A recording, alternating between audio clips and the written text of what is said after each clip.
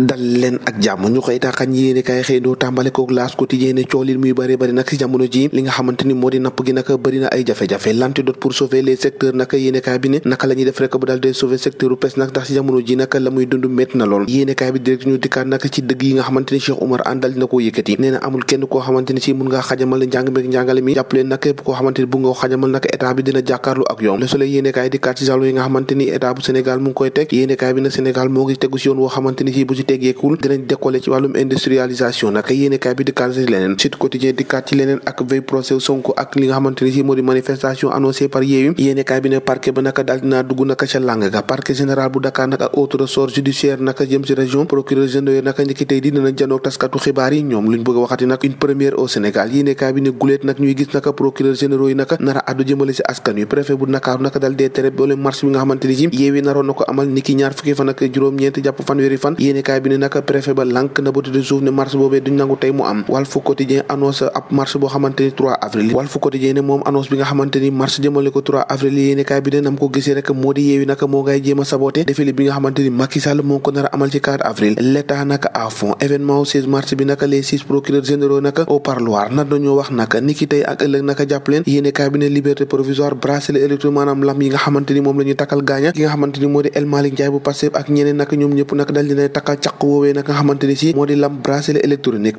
manifestation Yewwi naka dal dinañ koy tere Le Quotidien yéene kaay ci la xëy ressource àqiyaat ci leneen te moo di Idi ak ki nga xamante ni si moo di conférence de presse bi mu bëggoon a amal niki démb yéene kaay bi naka Idi moom daanaka dafa nju ñu bëri ñoo ngi ko doon xaaraat ba dernier moment naka mu dal dee formé loolee yéene kaay bi ne Idi toujours candidat noonu la ko yéene kaay bi xëy fësale yéene kaay bi fësal leneen naka société civile bi nga xamante ni si soob na ay loxoom ci mbir mi ngir Sénégal am jàmm naka jàmm ji kay Vox Populi ne préfet bu Dakar dal na koy def ndax interdit na béole manifestation bu Yewwi bi ñu naroon amal niki démb naka la dogal boobee dal dee jib naka tukkee ci préfet bu Ndakaaru naka yéene kaay yi dikkaat ci leen moo di autre médecin yi nga xamante ni si moo doon traité Ousmane Sonko moo ngay wax naka l'observateur dikkaat ci xot bu yaatu naka gannaaw enquête hospitalisation foofee ca suma assistance docteur Samir Simon naka Bourkir nee na sollicitation maanaam càkkute fa collègue naka Ousmane Sonko ak examen certificat médical yi nga xamante ni si dal nañ koy def rek lu bugg a mot naka fukki fan docteur Seydou naka en garde à vue naka jàpp leen dik ak El Hadji Malick Ndiaye sous surveillance électronique ci mim réew mi ak jafe-jafeem réew mi ak tension politique présidentielle yi nga xamante ñoo ngi koy waajal ci atum 2024 l'indépendant yéene kaay ne koskes naka jàppale naka dafa rejeté li nga xamante ni si moo di troisième mandat àndul ci tey àndul ci ëllëg moo ñëwaa société civile naka le témoin yéene kaay di xëy di témoigner après gannaaw conférence de presse bi nga xamante ni si dañ koo dal dee annulé ci dernière minute Idi naka moo ngay dikkaat ci raison yi ana lan moo tax mu dal dee deltu ginnaaw ci li nga xamante ni si moo di conférence de presse bi mu naroon a amal moom Idrissa Seck waaye lu ci munti am lu ni naka bés bi le jour dikkaat na ca ci réaction état bu Sénégal contre li nga xamante ni moo di violence yi la grosse artillerie maanaam naka état bu Sénégal naka bii pas foofu naka ndax jàppale naka procureur général nar nañoo addu naka